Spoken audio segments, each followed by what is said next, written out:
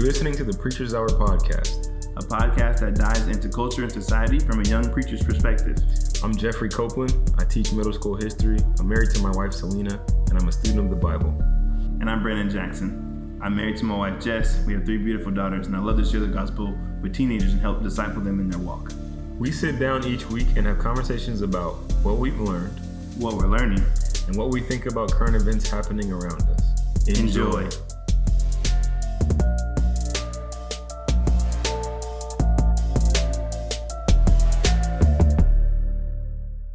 All right. Welcome back to the Preacher's Hour podcast. My name is Brandon Jackson. I'm here with my good brother, Jeff Copeland. We in here? Yep. And we have a special guest today. Yes. Oh my God. The specialist of guests. We've been trying to do this for so long. Let me tell you guys. God answers prayers. Go ahead and click out already. God answers prayers. I'm going to tell you this, man. Getting Sean to get on this podcast was like We had to fast and pray. Literally. We had to sacrifice a couple animals. It was a whole thing. Went to Mount Sinai. Oh, Like, That was an Lord. expensive plane ticket. But it was so funny because I'm thinking the whole time, like, yo, what? Why won't you get on the podcast? But he'd be like the most faithful listener. No, I'm not getting on there. like those people when they listen to, like, I don't know, whatever shows on the radio, and they be like, yeah, I'm a long time listener, first time caller. yeah. This is literally That's Sean. So Sean, Man, I love Preacher's Hour though. Y'all legit, man. so you got to do 2 things for me, man. Number 1, you got to tell me what took you so long to get on here, and then number 2, about what you do. Yeah, introduce All yourself. right. Well, let me get the easy one out of the way. All right, I got it out the way. So stupid. Nah, man. First off, man, just want to say thank y'all, man. Appreciate what y'all do. The content that y'all put out, like, really, man, it helps me, man. Especially Theology Part 2 was a really good for me. It has helped me a lot. And just in the season of growing and learning, what you guys do, man, it's amazing. Like, to be honest, man, no cap. Like, I'm not just saying that. Like, y'all can check my subscription. Like, I'll be watching, Sean's bro. the real one. I'll be on that stuff, man. I'll be playing Madden, listening to it. So, like, That's what's up. appreciate y'all, man. And the reason why it's probably taken me a while is because, again, no cap, man. You guys are some really theological dudes, man. You think so? It's a lie. Especially, Jeff and his. It's definitely Jeff. I'm Jeff- just here. You guys know what y'all talking about, man. And it's not We like. really don't, though. Yeah, Like, but we y'all just- do though, we're because just even confident without in all what the we say. cameras, though, when we have conversations like Yeah. around town or at AV or flip side, man, y'all actually y'all some real dudes. Like y'all study the book of the whole Bible, you know, and you rarely find guys like that, people like that, Right. nowadays that actually study the front and the back of the Bible. You'll get people that'll skip chapters. Oh, no, this book is Hosea is not an important Bible book, right? Like, I didn't like the last 10 in the Old Testament is not important, so we'll just skip to the New Testament. We'll skip to the New Testament. Sheesh.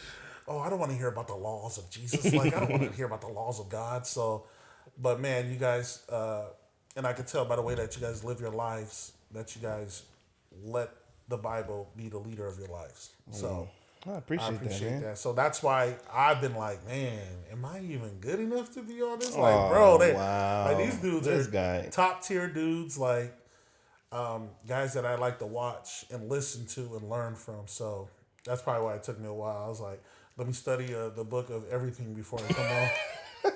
The book of everything. Oh, dude, that's hilarious. I appreciate Sean you. is selling himself super short, man. Dude, I've listened to Sean preach numerous times, and the thing that you have that like many preachers don't have, bro, is the ability to communicate the realness of the scripture. You know what I'm saying? Like, when you preach, it's not just like I'm just telling you some information, but I'm giving you this to, like, this is what this Bible says, and this is why it applies to your life. Like, I don't care if you believe it or not, but I'm telling you this is what it does. If you choose not to use it, that's on you. First of all, if you don't listen to Sean, you must be equally as large. And if Sean told me to do anything, I'm like, all right, yeah, sure, whatever you say. But no, I've been a huge fan of Sean. Like even before, like I knew him. I remember like you would talk about him, and I'd see him. I hear all these stories about this guy, and then I used to put you up, though. I'm like, oh man, this guy sounds I'll great. cash app you. Yeah, I'm like, this guy sounds great. And then like I met him, and I was like, man, I want to be his friend. Like this guy is just hella. Like I don't know if you could not like Sean. Like he's just one Are there of them people who don't like you? Yeah. Oh, there's a lot of them. That sounds crazy to me. Some are part of my youth. But yeah, man, Sean, what do you do?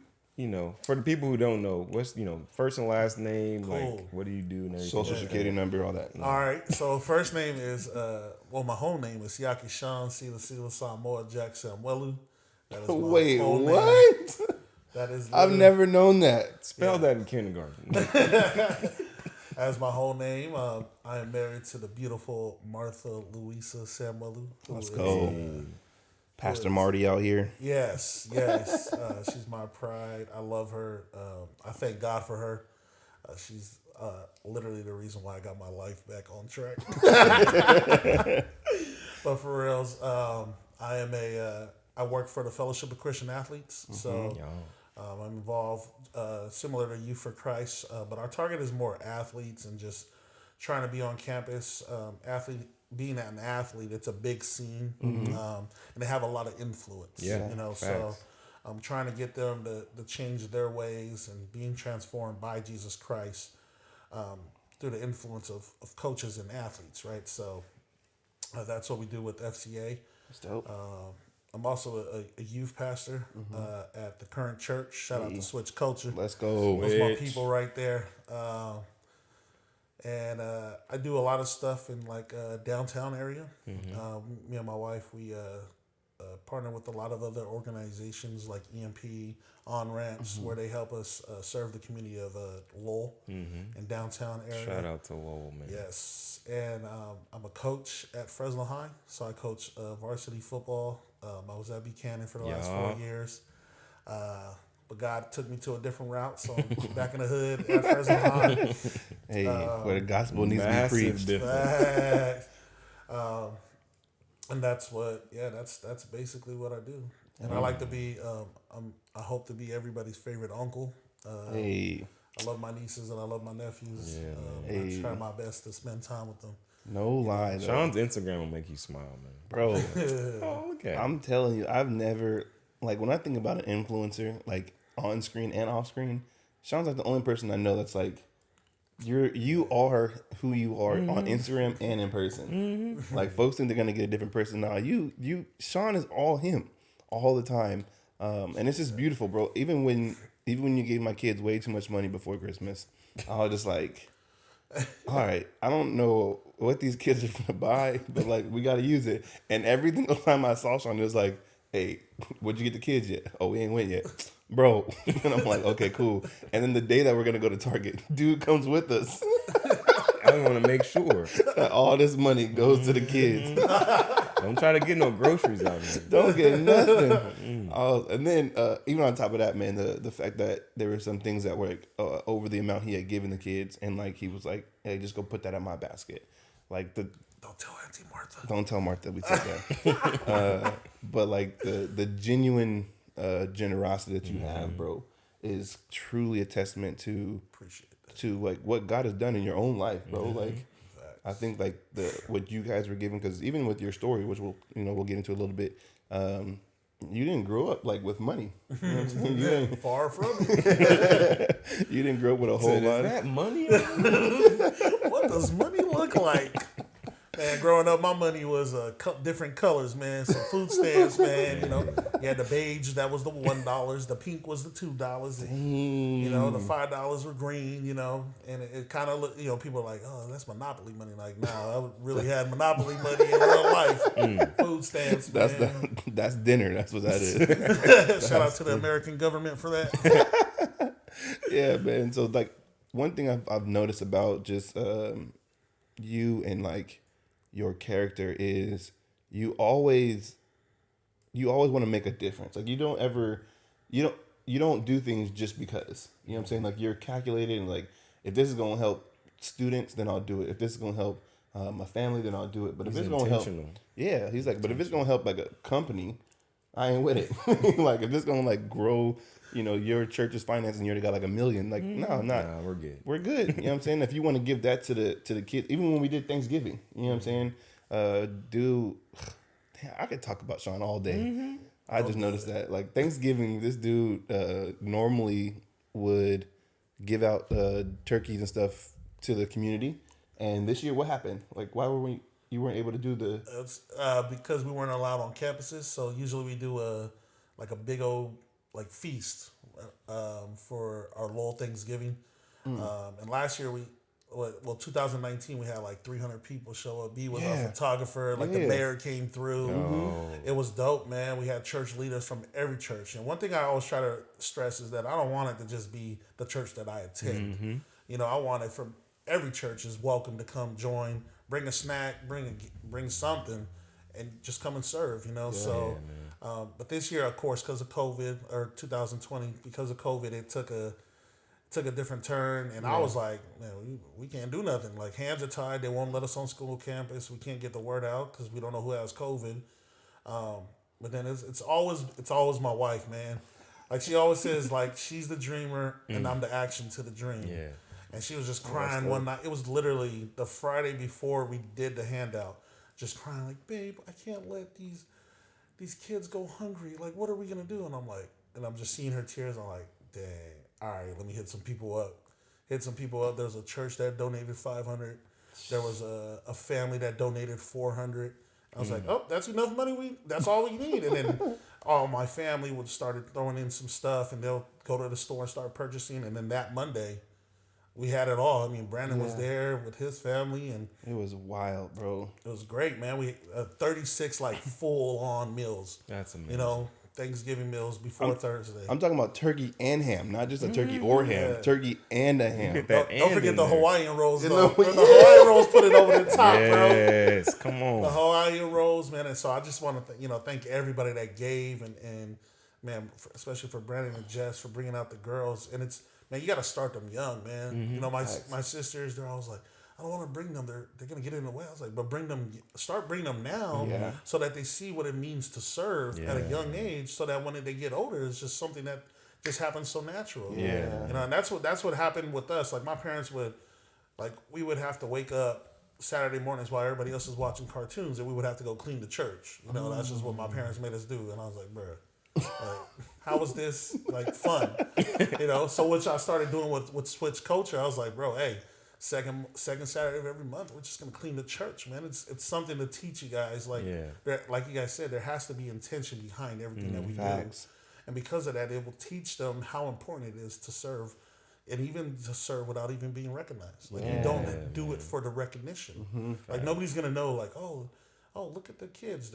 Look at the teens. They're cleaning up the church. Like nobody kind of knew that we did that. You know, we kind of kept it under wraps. Like we'll text individually like, hey, we're going to clean the church, you know? So things like that. So it teaches you at a young age on how to serve. Yeah. And that's your whole, to me, that's like your ministry. Like that's the gift that God's given you, like a heart of servanthood, like through all situations. I mean, because for me, that would just be, if my wife came to me saying, crying, talking about, we got to do something for the kids. My mindset is really not to like do anything. It's just like, all right, let's just like, pray about it. Let's just pray about it. Like you don't need no action. If the Lord wanted something, He would just rain it down from heaven. But like now, you know what to do. You call Sean. I call Sean. Hey Sean, we're trying to do this. Actually, I do need to. Speaking of that, my youth room needs to be remodeled, so we need to put together a plan. Pastor Carl. Facts. But this is like who you are, bro, and because of that, like.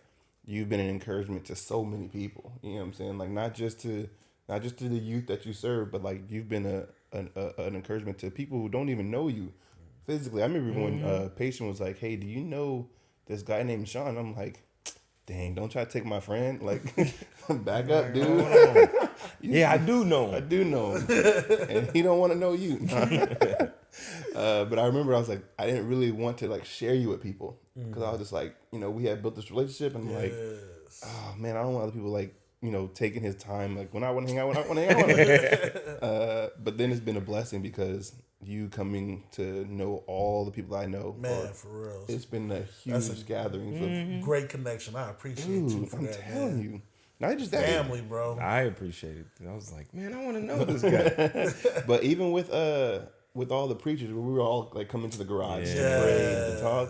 We got to bring that back. Bro, everybody's doing great work, though. Facts. Yeah. From that Dakota group, was doing stuff. Dakota, like, they're Andrew, traveling yeah. up and down, like, California. Yeah, doing revivals. Doing revivals, like Shout out to y'all, baptizing man. people at City Hall. Like, Yeah. bro, like, that's the group we were with. Yeah. Like, Yeah. like, bro, that's We us. know them. We know them. Yeah, man.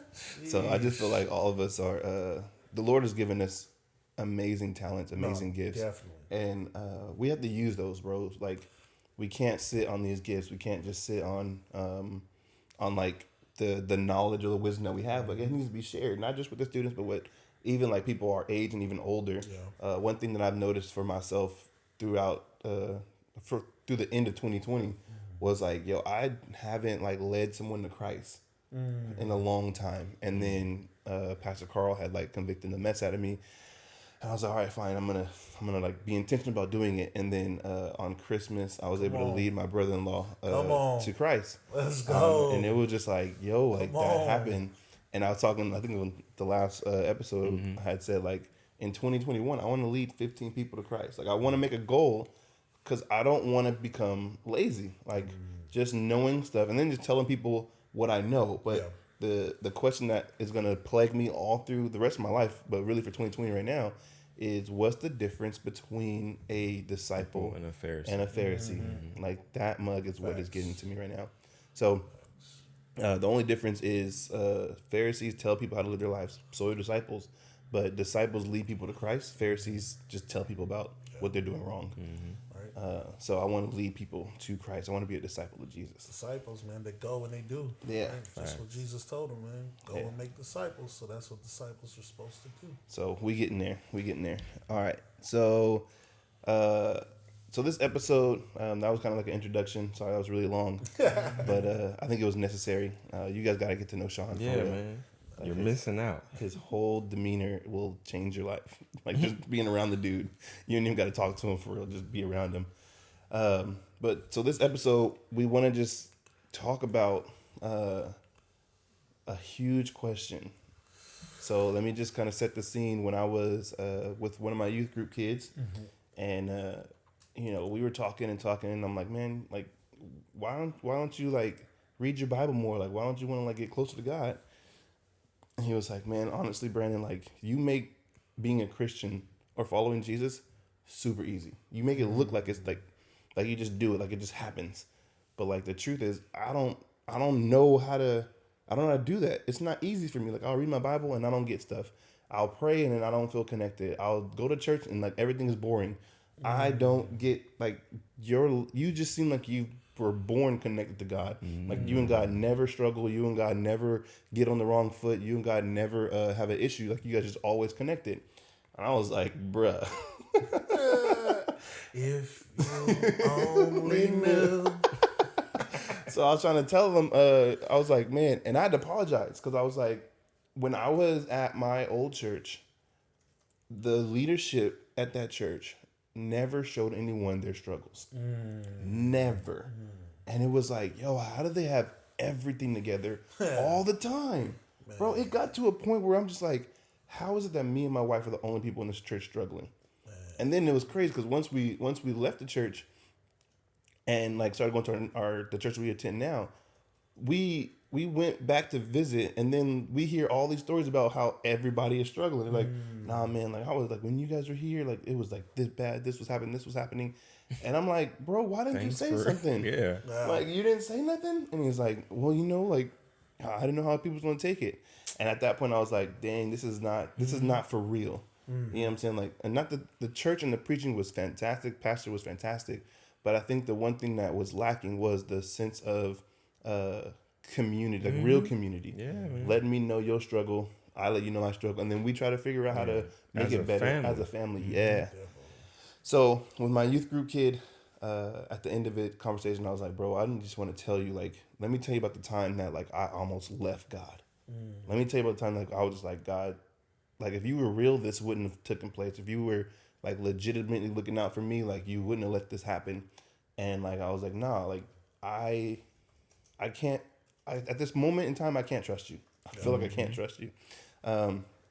So I'm gonna tell my story first, and then we'll take a break, and then we'll come back to hear y'all's story. So let me just start it off with this.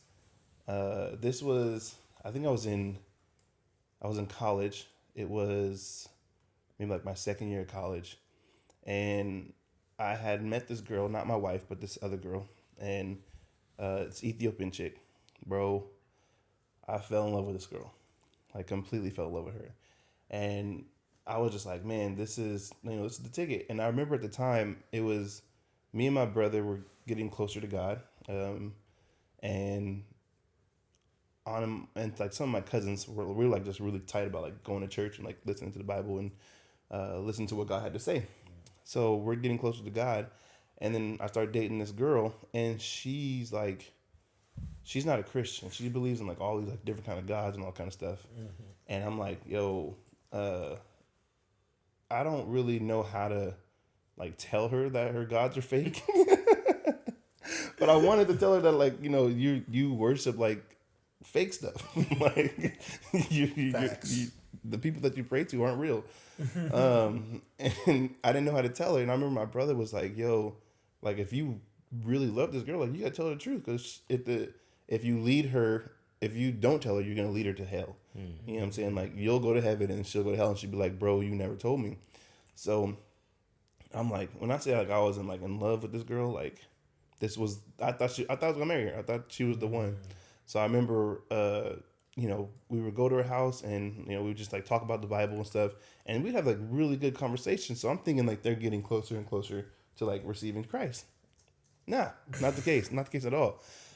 So we finally get down to, talking about God, and like the whole time we're saying God. We're not really going into like the Jesus thing. So we're saying God. So they're all recognizing the conversation. Okay, good. And then I was like, yeah, man. So like when Jesus comes back, and she was like, Jesus. And I was like, yeah, Jesus. Like, he died on the cross for our sins, and he's coming back to get us. She was like, no, Jesus isn't real. Ooh. And like, so the thing about it, like being in love like that, when you hear something that's contradicting your faith, you have to choose, like, do I stay with this girl or do I leave her because she's completely off? Yeah. And at the moment, I was like really wrestling. I wasn't as strong as I am today. Like, like today, if someone said that, I'd be like, peace out. Like, I'm gone. Yeah. But at that time, I wasn't. And I was like struggling between like, God, why don't you just change her heart? Like, you have the ability to change her heart. You do the drawing. Like, there's nothing I can do. This is what you're supposed to do. And I remember like praying heavily that her heart would change, that God would like convert her and like tell her the truth and let her at least see the truth about who he is. Yeah. And he didn't, dog. He did not. And like, I remember the last conversation we had, she was just like, I thought you said you love me, but clearly you hate me because you're saying that what I believe is not real. And I'm trying to tell her like, I'm telling you that because I love you. And she was like, you're a liar. I hate you. And then that same night, dog, she like, there was like a group of us, and she actually slept with one of the dudes. He was like my partner, and she slept with him that night to like, and to get me, in spite of me. She was like, no, like I'm about to do this to hurt your feelings because you hurt me. And then I was just like, I've never felt that kind of friend. Man, you gonna sleep with her? And he was just like, y'all broke up. She's like, he said, yep. Oh, she said y'all broke up. So like, it's fair game. I was like, dog, what? I mean, we weren't like super close friends like that, but like we hung out like almost every weekend. But so like when I was crushed, and at that point I was really mad at God because I was thinking, yo, this is the one who I'm supposed to be with, and like we had great chemistry. Like I loved her family loved me. We had this like she had that cultural thing going on, so I'm like, oh, this is fantastic. And she just broke me, and at that time I was like, God, nah, like you don't this is some things I actually like thought in my head, or I don't know if I like said them out loud, but I said them in my heart for sure. Yeah. But I was like, God, you really don't care about people. Wow. You don't, because you could literally save everyone on the planet with a word. You created the whole universe by saying it, and you don't want to save the world by the same means. That I don't get it. I don't understand. And I was like, nah, I'm done.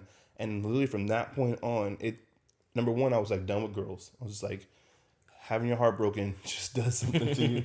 You just be like, nah, all women are evil. I just can't do it. And then that was during that time period, that was when I like met Jess, my wife, and I was just like, I can't trust women. Like as much as I don't think I've actually told Jessica this full story because I telling her about people that I used to date. It's just weird. Yeah, same. Same. I don't get why they want to know. Like, why? Well, what did you and her do? Nothing. Like, we read the Bible together. What? Did you guys go to this park? Why did you bring me to this park? Like, man, you want to go back in the car? Like, what are you trying to do here? Like, no, man, for real. So that, when I met Jessica, it was just really bad. I treated her the way that girl treated me, and it was so hard to get back on track with God. Try to get back on track with just humanity, and I just became this. I became this demon spawn thing. Like when I look back at how I treated Jess, she didn't do anything wrong. The whole time I knew her, like she never like cussed me out. She never slandered my name. She never like did anything wrong. But like every time she did something that was good, I would repay her with the evil that the girl previous did to me. And I just like, I was pretty much done with God. I wasn't going to church. I wasn't talking to people about God. Like my brother at this time, like they were like transitioning to becoming Hebrew Israelites. So like me and him, I like got cut off. And it was just like, from that point on, I was like on my own. Like me and God didn't talk. Me and my brothers didn't talk. And I wasn't going to church at all. And it wasn't until, it wasn't really until like, so Jessica and I started talking. She was like really serious. She told me that she loved me like really early in the relationship. And, you know, I was just in my player's mindset. And I was like, oh, that's cool. It's like, really? That's all you're going to say? It's like, I mean, yeah, I mean, you cool. You nice. I mean, yeah.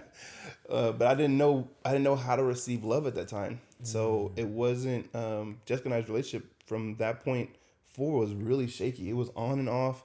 And then like one day we had sex and she ended up getting pregnant, and like my whole world came crashing down again. I was like, I'm about to have a baby. And then I don't even know how to treat women right. So if I have a daughter, how is this gonna reflect in my life? And I remember that night she told me, I don't even know. I felt like I wasn't even in control of my own body, but I like drove to my mom's house and I told my mom like the same day that I'm having a baby. You know what I'm saying? And she was like, Jessica was like, you told your mom already? We haven't even talked. And I was like, I don't even know what came over me, but I just needed some help.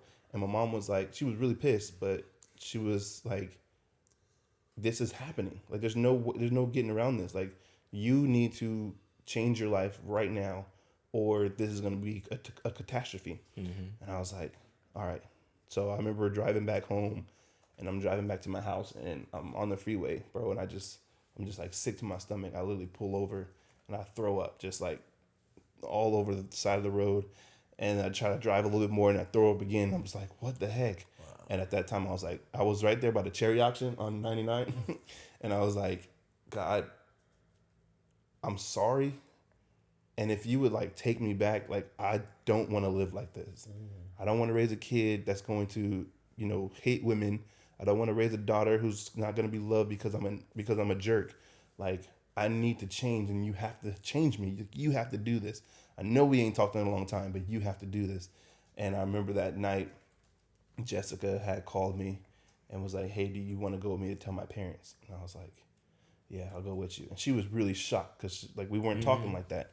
So we actually went off and I told her parents. And then from that moment on, Jess and I started studying the Bible. We went through like marriage counseling and like, or to talk about marriage counseling, was it premarital counseling?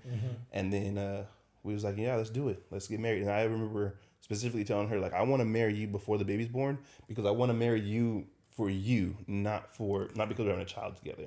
Because if this child makes it or doesn't make it, like, I don't want that to be the sustaining factor of our marriage. Yeah. I want our marriage to be based on the love that we have for each other and the love that we both have for God. Facts. And that's my whole life change. Fast forward, got called to preach, started preaching. Come on. And started, working with youth, and then being able to tell them this story to help them. So even after I told my student this whole story, and I told him like the elaborate version, and I didn't leave nothing out. I told him everything, and he was like, "Bro, like no one's ever told me that like following Christ, like this stuff happens. Oh man. Following Jesus, you can still like completely fall off." He was like, I knew people like, messed up with cuss from time to time. I was like, cuss. I was like, nah, man, we'll run our lives into the ground, and God still shows grace and mercy to us. And he was just like, thank you. I appreciate the fact that you let me into your closet. And then even in that moment, he was like, well, let me tell you the truth about what's going on in my life. And he just went in. I'm like, dang. And he's 17. Like, wow. So he basically had like a same story I had, but at 17, I was 21. You know what I'm saying? And I was like, dang, bro. So we prayed, and I'm like, in constant communication with him. And I think that's gonna be like the point in our relationship that like solidified us as like brothers. Or we're no longer like student teacher. It's like, no, you're my little brother, and like I'm going to be real with you from this point on, because I understand how important it is to tell you the truth about walking with Christ. Not just the good parts, but the good, the bad, and the terribly ugly. So that was my story. We're gonna take a break, and then be right back to hear from our brother Sean and our brother Jeff. Hey, what's up, guys? Hey. This is a commercial for Preacher's Hour. Gotta pay the bills. Yeah, our Patreon, guys. So we talked about it a little bit in some episodes, but this is the actual commercial for it. So we have a Patreon. They have a website as well as an app that you can get. And we have 2 tiers on our Patreon. If you know how Patreon works, if you watch other YouTubers, everyone has it. My brother has one. Heck of people are using them. So we have a donation tier, which is $3 a month. You don't get any extra perks. You're literally just helping us out. We just would love it. We appreciate it. We appreciate it. And then we have a $5 a month tier, and that one you would get access to our YouTube lives that we will do. So we're gonna start doing. We did an Instagram live before. We're gonna start doing YouTube lives, and they'll only be for our $5 a month Patreons. And they'll be able to do like live Q&As with us, and it'll just be really interactive. So if you don't want to miss out on that, hit on our Patreon real quick. The link will be in the description of our episodes. It's patreon.com/preachershour. If you need more information, hit us up on Instagram. Yeah, help us out. Yeah, man. All right, back to your regularly scheduled program. All right, we are back. Yeah. Brandon shared with us a great testimony of what God was able to do for him in his lowest moment. Man. We really do not talk about these things enough, as far as like, it's not easy, like following God.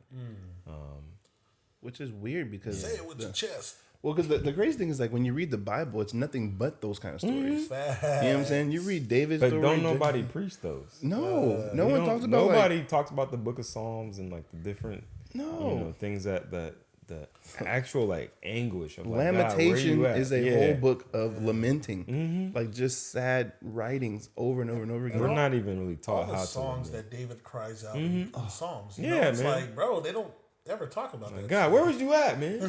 Like, dude, I think it was like Psalms 13 or Psalms 48. I can't remember which one it was, but I was like reading it and I'm like, oh yeah, this is where I'm at. I remember that. I was like, I was so like David. He only just, like, read the first half. He was like, yeah, God. Like David was going in on God. I was like, God, how long will you let my enemies like tread on me? How long are you gonna let the mockers mock me? How long? I'm like, David, tell him that talk. And then at the end he goes, but yet I will submit myself to you. But yet I will like trust you. Yeah, I'm like, man, why you gotta get to the butt yet, David? Why the butt yet? I was hecka mad. I was salty. I was like, dang. I thought he was just gonna go like, and like, that was it. Do it something. Now do something, Lord. I mean, at the end, I thought he was gonna be like, do this for your servant, and he did. And he was like, yeah, I don't deserve it. I deserve death, and the fact that I'm still here, I appreciate you. It's like, dang, messed my whole vibe up. But I think it's important that we don't put on like this facade in church that it's not super easy to follow Jesus. It's not. Not at all, Bruh. But I was talking to my wife about this like not too long ago. how we were at Flipside and Pastor Carl was talking about some stuff, and like God just hit me with this, like the closest you can be to Jesus is when you're suffering. Like when you're like super comfortable and everything's going great, And the suffering. that's when you're like the farthest from him. But we can relate to God the most when we suffer. And I think we talked about this on the podcast one of these times, but it's just like we don't realize like how much we make God suffer. Like we just feel like God's not suffering. And so it's just like, God, how you gonna let me suffer? And he's like, are you kidding me? Like I have like literally trillions of people across every generation who are constantly hurting me. Yeah. And so like we can relate to him most when we are suffering. And it's like that's why it says join Jesus in like the fellowship of his suffering. Like that's when we're the closest to him. It's like that's why God allows us to go through these things so we can relate to him. That's when you can relate to him the most. Suffer for Christ. Yeah, man. So yeah, like I would say the times where I've like really questioned God and like felt like man, I'm done with you. Probably the first time I was 16 and my cousin was like 12. He was 12 or 13. And he got leukemia. And so like I remember like when I found out, I remember like praying like every single day, every single night that God would heal him, like just constantly. And he probably had it for like 6 months. And then I remember when my mom came and told me that he had passed, and I was just like, what the heck, bro? Like, you didn't hear me? We've been talking this whole time. And then like the worst part was that he started getting better before he passed. And so I was like, okay, yeah, God, yeah, we on the same page. And then I was just like, why would you, he's 12. Like, he's never going to do all these different things. Yeah. Like, why would you do that? And it took me a while to like even pray again. I was just so mad at him. Like, come on, man. Like, why would you? But, you know, as I got older, I'm like, okay, you spared him from a lot of suffering. Yeah. There's a lot of things that you spared him from. It really messed up the family. Like my uncle, my dad's brother's family, like they suffered a lot from it because they didn't really know God like that. And so it hurt them a lot. And so that was really tough. And then...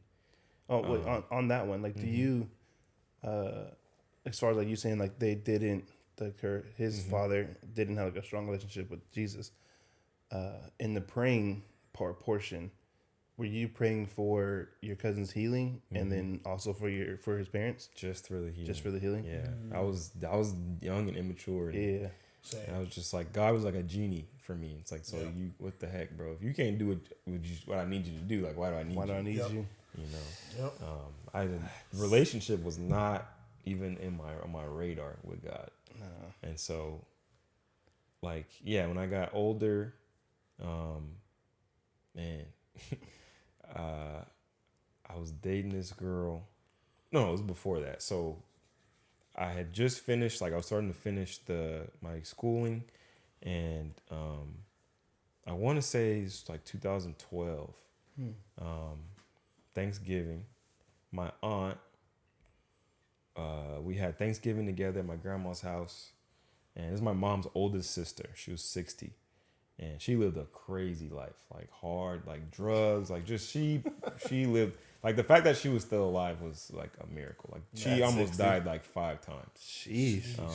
My mom literally, like her whole childhood was just like, what does she do now? Basically, it was just like, oh, she's in the hospital again. Oh, okay. Oh, she survived. Like it was just crazy stuff, man. Head through a windshield, like just what crazy stuff. Man. Head through a windshield. And so Thanksgiving, you know, we have the whole family there, and this is after we've all found out that my grandpa has had Lou Gehrig's disease, ALS, so he was gonna die. We were all like, it started in his vocal cords, and so he could no longer talk. Like that was the hardest. Even that whole thing with my grandpa getting sick, I was just like, God, what are you doing?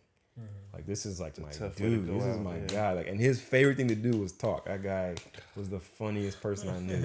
And so you start with that. Like you take his voice, And so like that was dealing with that. It was like our one of our, we didn't know how many more Thanksgivings we were going to get with him. And so I remember my aunt being like super emotional that night for some reason. Like she had never done that before. She was just like crying. She was like, I love you all. We were running around in a circle like, what are we thankful for? And so she had never done that before. It was weird. And then that night, like me and my aunt and my cousin, we like went to go drop some food off at my aunt's granddaughter's work at Jack in the Box. Drop her some Thanksgiving food off. And we got to drive around Bakersfield. We were just talking. My aunt was just telling us like old stories. And it was just a dope time. And then we got home that night and she was like, I'm not feeling good. I'm going to go lay down. My heart's beating real fast. I'm like, okay, cool. So she's like, she's going to bed. And so I remember like she went in the back room and I had left my phone charger back there. So I was like, let me go in there and not wake her up. I should have looked at her and noticed that she still had her glasses on and that her pajamas were still like folded. She hadn't put her pajamas on. She was just in the cover, under the covers. I didn't look. I just didn't want to wake her up. So I like go around her, get my charger, I leave the room. And so the next morning, we find out she had a heart attack and she was gone. Damn. It was wild, bro. I remember like that whole thing was just, Jeez. like, I remember the look on my grandpa's face. Wow. Like he was just like, how did she go before me? Basically. And it's just like all the stuff that she had put my grandparents through.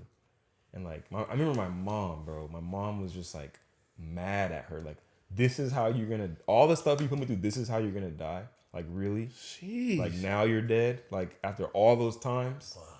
It was a whole thing for my whole family, man. It was, and I was just like, what are you doing, God? Like, this doesn't make any sense. And then, that happened, and then I get with this girl, and man, messed me up, bro. The worst part was I really thought I was a Christian.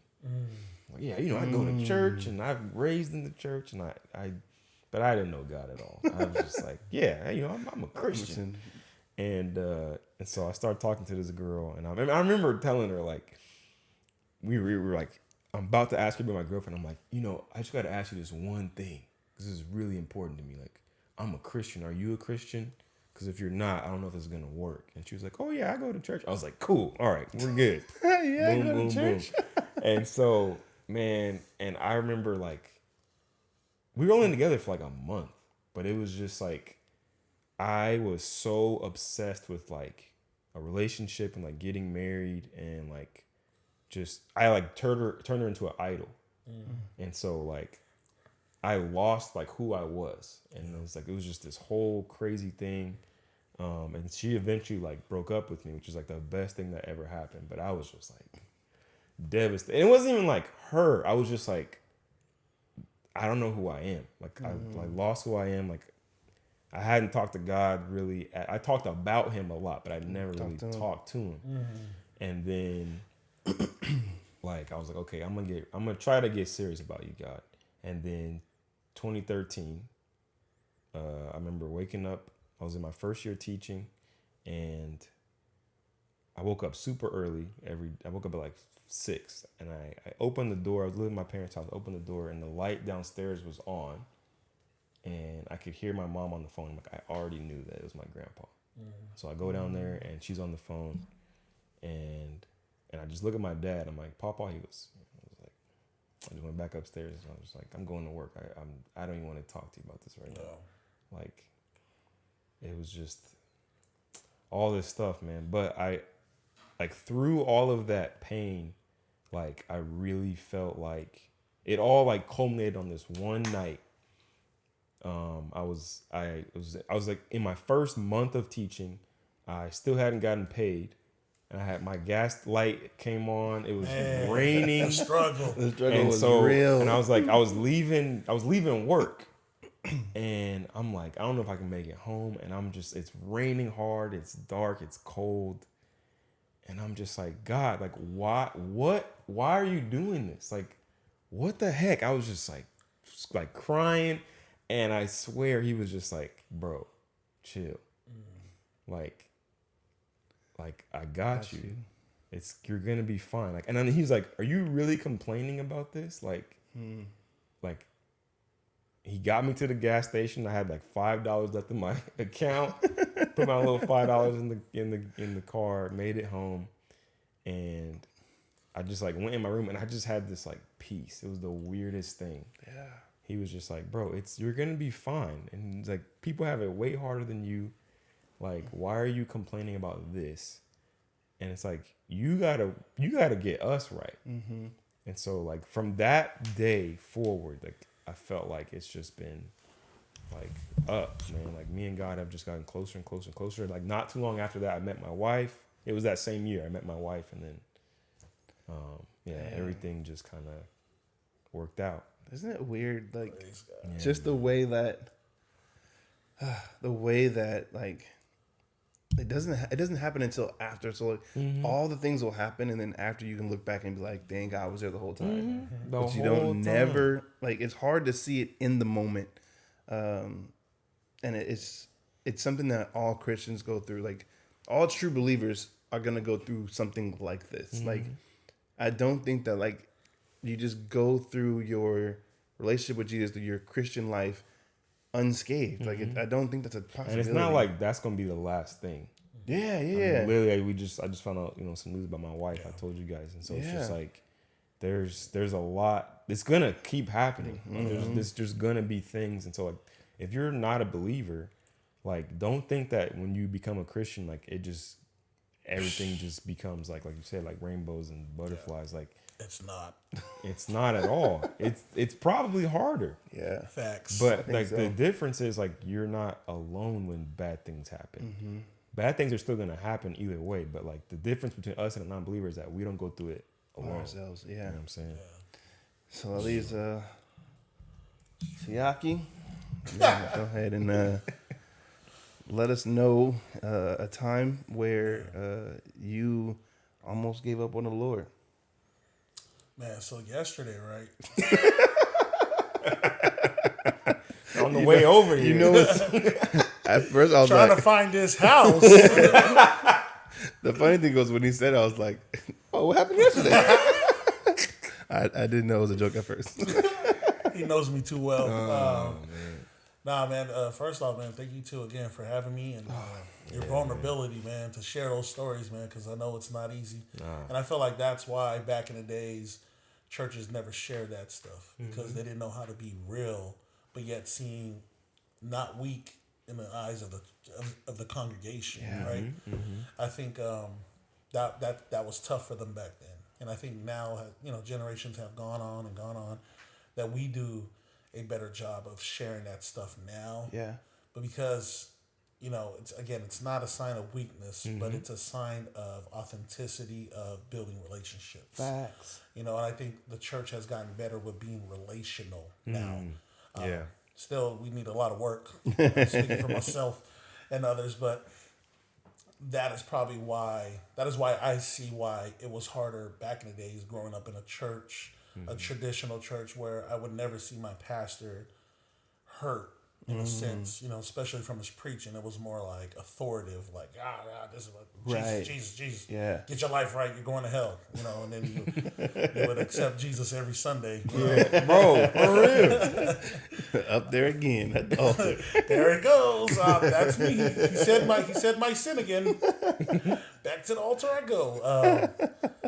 But yeah, so I'm grateful for this podcast, especially with the authenticity that you guys bring.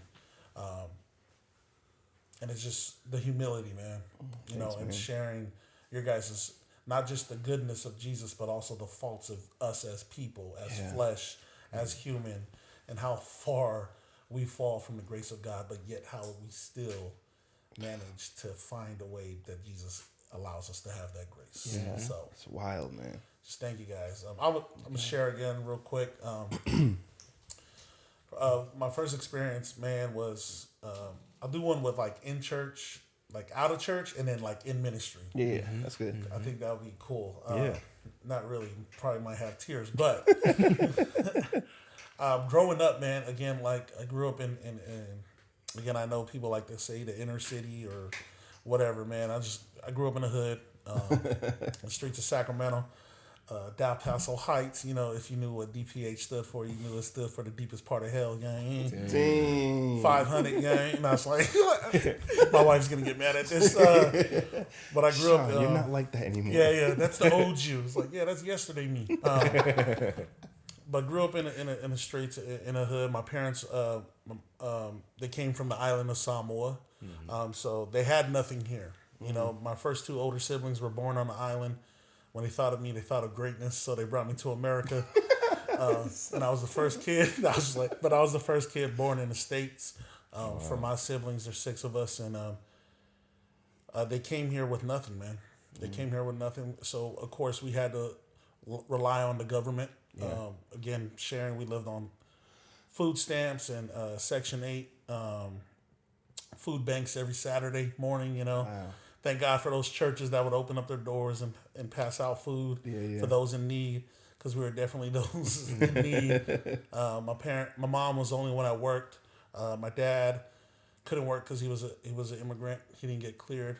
So, I mean, trying to provide for 6 kids, a husband, and then we would always have my parents would always take in our cousins from the island. So there was never really just us. It was always. 12 and up. You know, we always had 12 people in our houses. It was never less than 12. So now that for me being married and it's just me and my wife and my dog, it's hard. Like, it's too quiet, you know what I mean? So I'm always having I actually got my nieces at my house right now because I like the noise. The noise to me is the quiet for me. So, but growing up in that way, man, growing up in the streets, you know, you're only taught 3 ways to make it out, you know? It was either you sell drugs, right? Or you rap. Or you play sports. That was the only way that we were taught to make it out. So I learned at a young age that sports was going to be my way out. My older brothers and my sister, they were all involved in the street life. And I was like, yeah, that ain't for me. So I'm gonna go ahead and play this game of football. So I started playing football.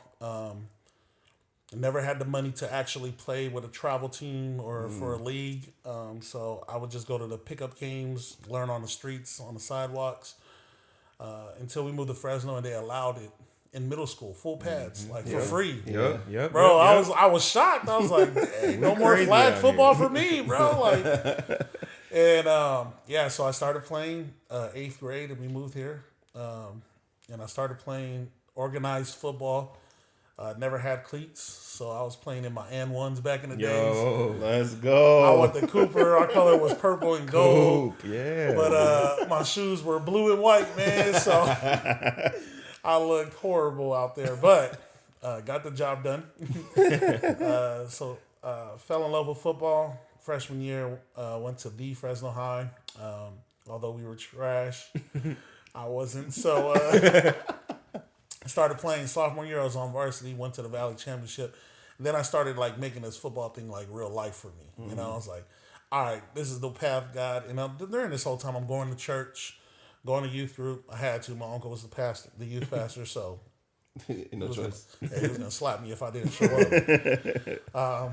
So I was like, I was a church member, church goer, but I didn't really understand Christ. And I started going to camps and stuff. Started getting recognized by my junior year. Man, I had 17 offered scholarships. Dang. It's pretty legit. I thought, I thought I was the man. You know, 17. And went up to Cal. Got invited to the Cal University camp. Went up there. Won MVP out there. Let's go. Man, you already know, man. Like I'm the man. And came back down to Fresno, feeling like I was the man. Played my senior year, was 3rd team All State. Like got recognized. I was one of the top 20 players in the Valley. So this whole time, I'm like, my identity that I thought I knew it was in Jesus was actually in Football. That's right. football, man. And I kept going with it. I'm like, oh yeah, I'm something. Like I'm over here acting like I'm practicing my autograph. I started practicing my autograph when I was like 12 years old. So I'm like, man, the autograph. yeah, man, I'm the man. So senior year comes around and I forget about the SATs, right? And my coaches are like, you got to take the SATs. I had the one last shot to take the SATs. The Friday before that, man, I went out and I partied crazy, like ridiculous. And I was supposed to be at Bullard High School at like 7 a.m. to check in.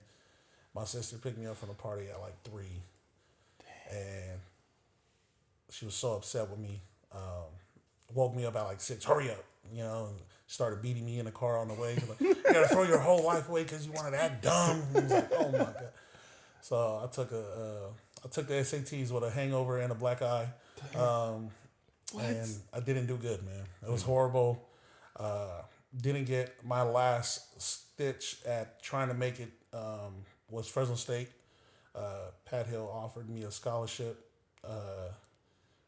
Brought me and my pops in. It was like, hey, man, I know these other schools probably ain't going to want you because of your grades, so I'll take a shot with you. But SATs made sure that didn't happen. And then that's when I fell into, like, the darkest place of my life, right? Because you're setting up your whole life, like, this is going to be it. I'm going to, you know, I promised my parents at, like, 12, like, hey, man, I ain't got to work much longer. I'm going to get this house. Like, I'm going to make it millions. I'm going to go to the NFL, get y'all a house, move us out the hood. And it just all came crushing down, man. It all came crumbling down. I didn't know what to do. I blamed God literally for everything. I was like, this is your fault. Jeez. This is literally your fault. I got to go to Fresno City? Like, I was making fun of these dudes. Like, these dudes are, like, trash. I got humbled real quick as soon as I went there. There were some ballers at Fresno City. Real quick. But then I was just in a depression for those times there, man. I did 2 years there. I was on my way to Kansas State. 2 weeks before they flew me and my pops out, the AD, the athletic director at Kansas State, called me and they pulled my scholarship. Not enough transferable units. When you take AFRAM studies for 4 semesters just to be eligible to play football, you're not going to be able to transfer all 4 of those out. Sheesh. Damn. So I just fell into a rut, man, and it was a dark place. I blame God for everything. My life didn't plan out the way I thought it was going to plan out. Yeah. You know, I'm young. I'm 20 years old. Just started turning to drugs, you know, got into pills, and just started smoking a lot and partying and not caring about, just became numb to life. Yeah. You know, every day was something else. Like I would just find something to fill the void.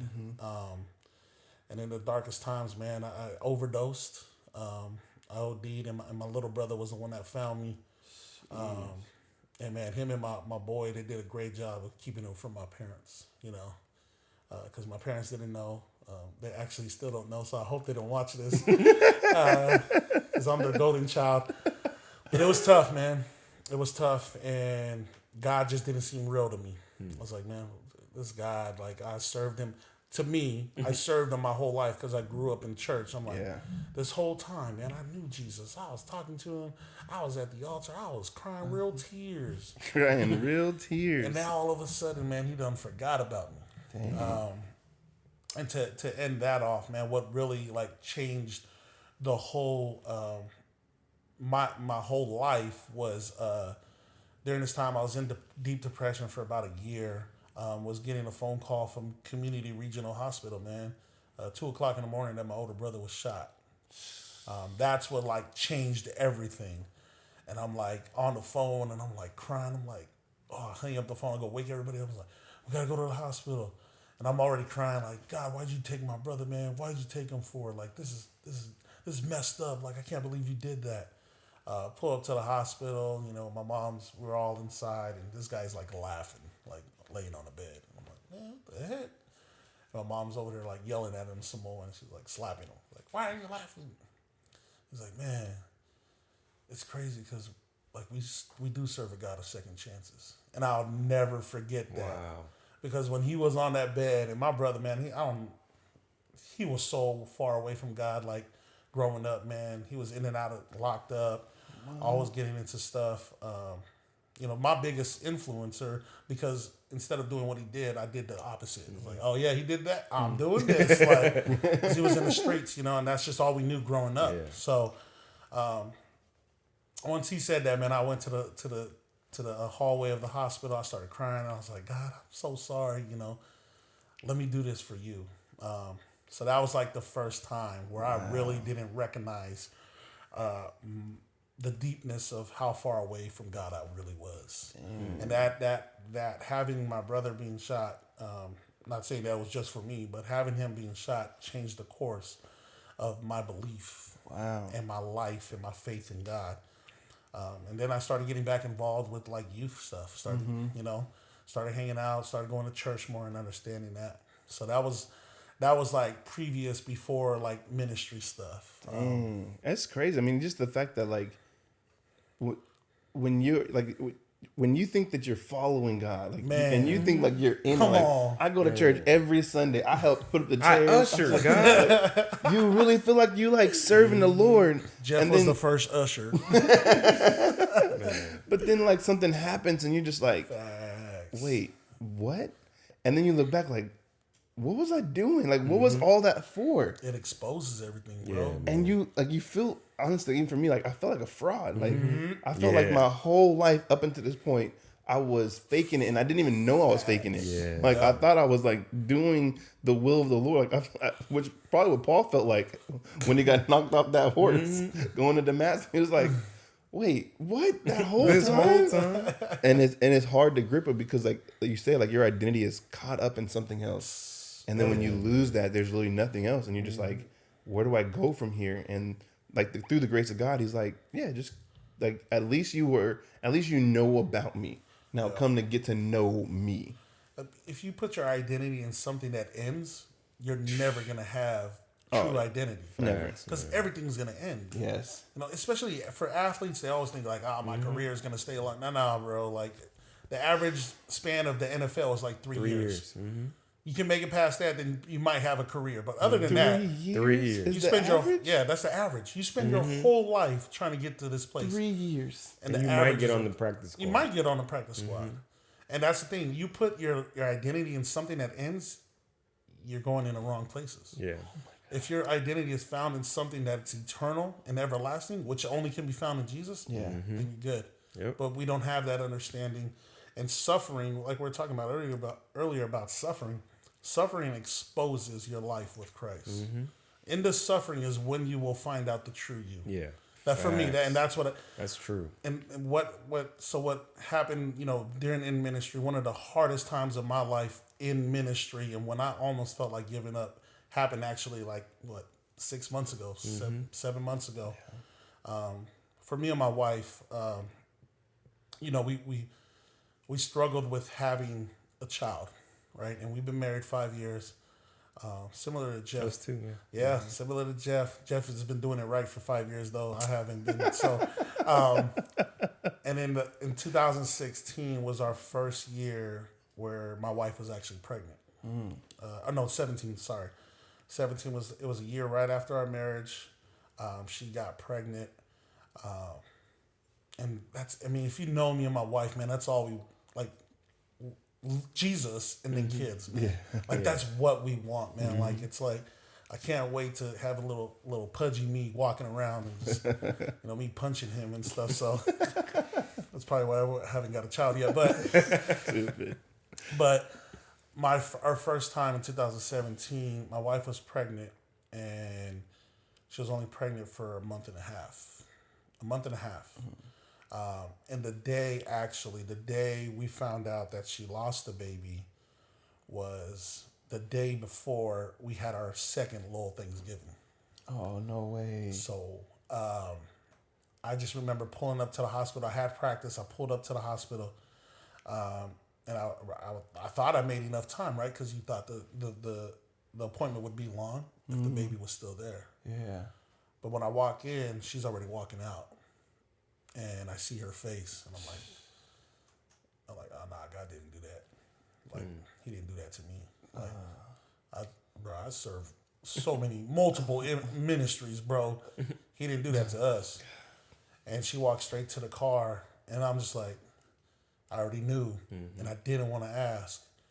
So I just opened the door, I'm like, hey, babe, and just silence. And I'm like, put the key in ignition. I'm like, nah, I took it out. I'm like, all right. And she just starts bawling. And I lose it, bro. Like, I just start crying, man. And we're in the parking lot of this clinic for like, I don't know, like 2 hours. And mind you, the next day is the day we have to serve like 250 people. And we still don't have everything bought yet. And we're sitting in a parking lot. That was the plan. Like, go check on a baby, bam, go buy all the stuff, go home, start preparing. And it was tough, man. It was tough. We sat in that parking lot for 2 hours. You know, no words, just tears. And, you know, I got in my feelings. I'm canceling tomorrow. You know, I'm done with this. Like, I'm not going to serve God right now. Like, bro, like, this is what we've been praying for. Yeah. Before we even got married, bro. My wife comes from a big house. She has 8 siblings. There's 8 of them. There's 6 of us, right? And my parents. Now I know this might sound ridiculous. My dad has 16 brothers and sisters, and my mom has 8 full sisters, 7 half brothers. So we come from big families, and that is what we want. That is our desire of our heart, right? And that night, man, I was just like contemplating, and people are texting me. You know, people don't know, and I'm not one to be like, "Hey, man, like this is what I'm going through. So can we like just chill real quick?" I'm just the one that like God got me, so I got to keep doing it. And people are texting, they're coming over, dropping off stuff, like, hey, you know, and I'm more of the people, when people see me, they're like, oh, Sean's a cool dude, like, hey, what's up? Man. And like everything was just off, man. Yeah. Everything was off, and I'm taking stuff in. They're like, hey, you guys need any more help? I was like, man, just show up tomorrow, you know? And it was that night where right before I sent out the text, my wife was like, it's not you. I was like, what do you mean it's not me? It's like, this ain't for you. This is for God. No matter how deep we are in our feelings, you better not send out that text. And I'm just like, what? And then I'm like, I threw my phone. It's like, you better do it all by yourself tomorrow then. Right? And I like walk in the other room and I'm like, dang, I need my phone. So like 20 minutes later, man, I go in there and we're just talking. We're just, again, crying again. And so that day, the next day was hard, man. Like everybody showed up. Thank God for the family, my family, and those that he put around us, the team that he put together. Because it was our first time using the school's cafeteria, so it needed more volunteers to clean the setup. And he blessed it, man. He blessed it. And I just sat back and I watched how much God blessed everything that it was. And that's when I realized that it wasn't me. That it can't. I don't know why us as humans always want to take the glory from God. Yeah. Like, oh yeah, that was me. But nah, because even in my weakness, bro, everyone still went to the way he wanted it to happen. And there was times even like we're giving away gifts and I'm like off to the side, like crying real quick. And then people would come on, are you all right? I'm like, oh, yep, yeah, let's go. Like, let's go. Because I know that it's God's will, not mine. Which led to last year, you know, and Brandon knows, man, we've been praying. You know, Kobe's here, man. He's been one of my youth leaders for so long. And again, the topic of having children. And we found out as early as we can find out, because my wife, she just likes to find out stuff. And so we just started celebrating, and we're like so excited. And it's around the time the blessing came out. Like, your fave, so I'm just like, bro, we're slapping that like 2 a.m, and I'm like, let's go. Like, I know this is the one. Like, it's gotta be. It has to be, God. It has to be. So we're so excited, and we're going, and about like a month later, we have like this, and even during COVID, like we're having this gender reveal. Like during COVID. And I know it sounds weird, but it was like, I'm one to like, I don't care. I just want to be with my family. You know, I just need those that have been praying for us, those that have been wanting this for us for so long. I need them to be a part of this. You know, and we were at the park. We found out it was going to be a boy. It was like great. There's this one picture of you when the little thing exploded, and like Sean is just in full like Samoa mode, like just and I'm just like Super Saiyan on him, bro. I remember when I even like the yell he made, it was like everyone just like got this instant joy and like dang, I was about to say the N word right now, but like, like this is my like he like let's go like the energy in the park, and it was a park, it wasn't in the building. I remember the energy in that park was astounding, bro. Yeah, man. And then, 2 weeks later, we celebrated. I finally got to go hear the heartbeat. Because of COVID. They wouldn't let me in the first 3 appointments. Finally got to go in, man. I was, of course, a mess. I was just crying and just, they're like, sir, we need you to sign this. I'm like, I'll sign anything as long as I can be in there, Yeah, man. So 2 weeks later, after celebrating with our family, man, it was about 5 o'clock in the morning, and I heard like a cry, it was one of those cries you never really hear unless you know there's something wrong, right?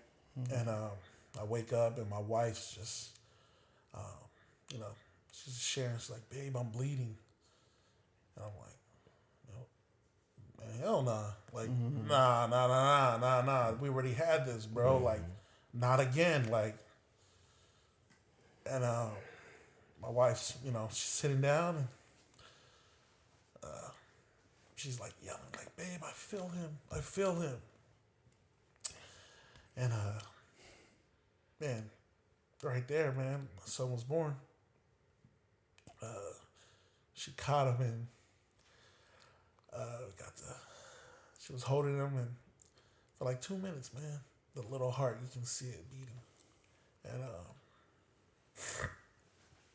I'll never forget that day, man. And we're just laying down in the bathroom of our house, and obviously the baby stops breathing, and oh man, it was tough. It was tough.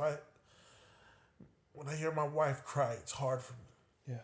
But when I hear her cry in sorrow, kills me, man. Crazy thing is, we had youth that night, and I'm the youth pastor. And I thank God for my team, man, because I just text him like, hey, can't really share much, but I'm going to have to go ahead and just make it all worship night. That's what we need anyways, God told me. And a lot of our leaders were just checking on us like, hey, are you sure? Like, are you guys okay? And I'm like, and me, I'm wanting to share. Like, I can't lie to people. Yeah. I don't want to lie. I don't want to keep things from people. But I know for the sake of my wife, it wasn't time to share that. And I'm like, yeah, we're okay. Just need a break.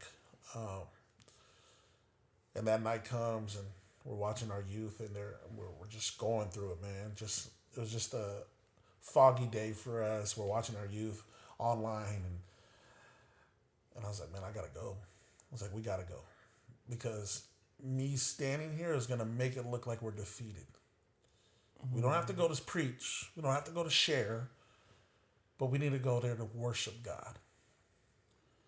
And my wife wasn't with it. She was like, nah. I'm like, yeah, you're right. Nah, that's not the Holy Spirit. It's not the move.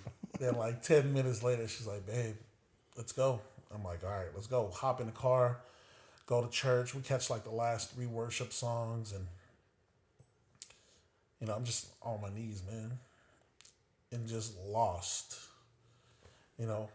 But if I ever, when I'm lost, man, I always lose myself in Christ. That's so good. So just being in the presence, like, it's not that I needed a building. It's not that I needed a worship, but I wanted it because I wanted that community in there, in that moment. So went there, we shared with our team at the end, and just cries, and again, just people don't know how to react, right? And I know people go through miscarriages, and I know other people are going through the same thing, but that's not my pain. Yeah. This is my pain. I deal with it differently. And although I may look like I'm a pastor, and I may look like this guy that got it all together, but I don't. And the hardest part for me is because everything with COVID happened so fast, we had to have the funeral quick. And I didn't even get the chance to share with everybody. Yeah. And the funeral was like a week after. I remember. And the hardest thing for me, man, and when I thought that my life with Christ was over, was when I had to bury my son 6 feet deep. And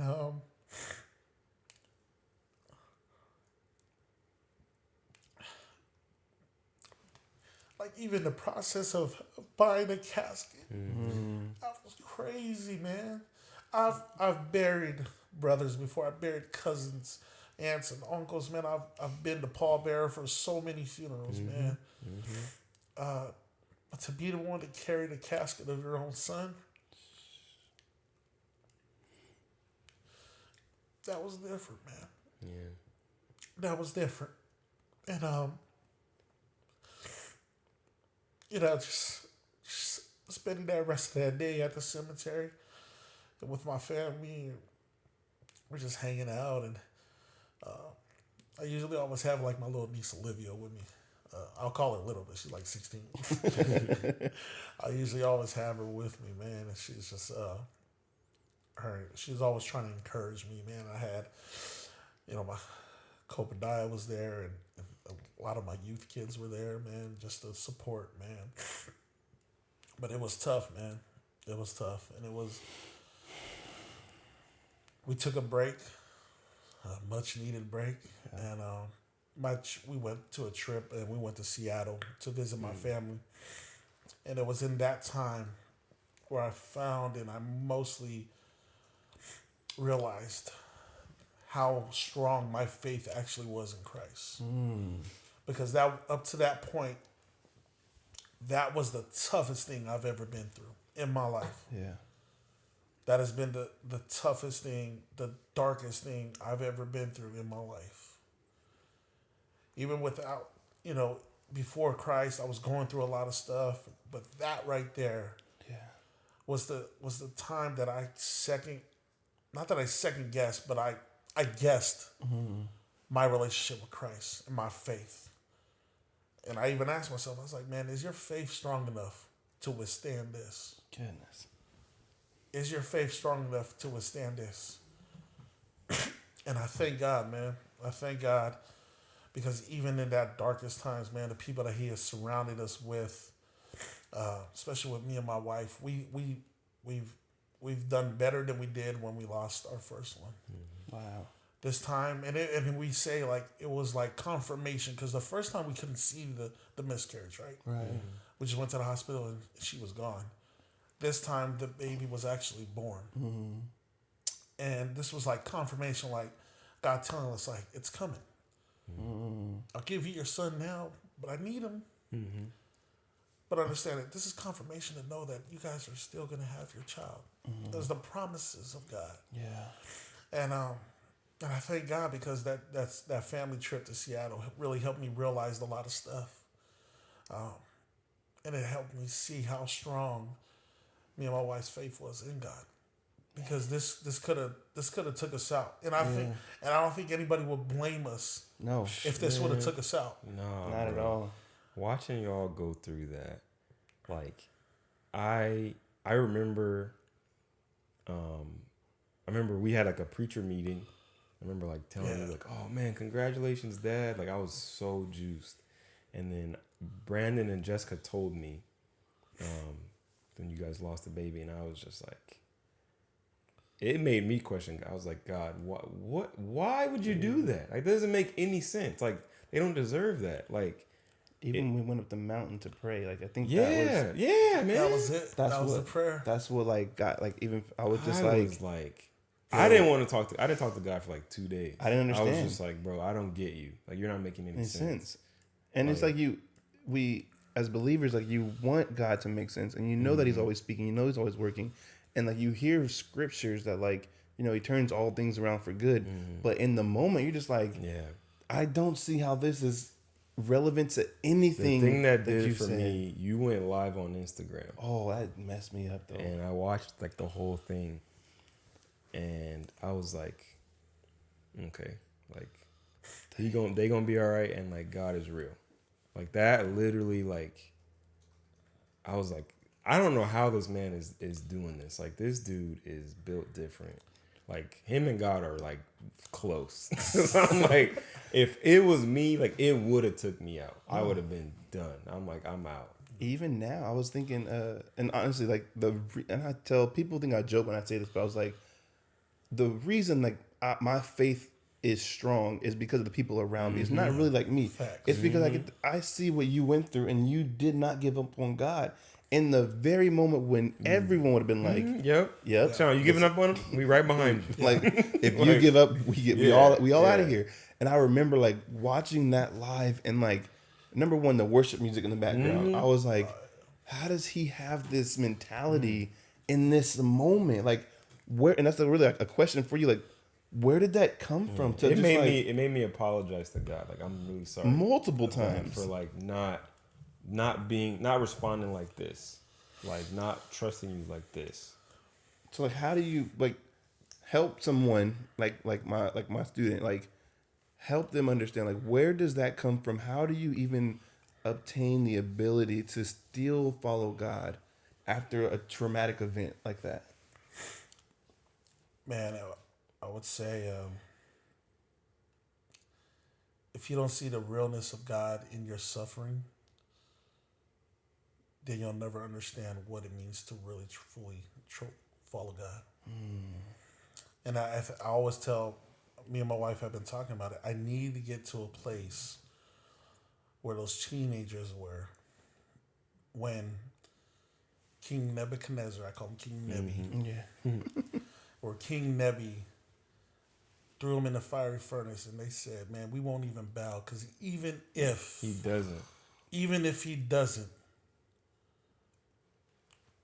we still not going to bow down. He's still God. Like, and it gets to that place for me. It's like, and I know, and I understand this.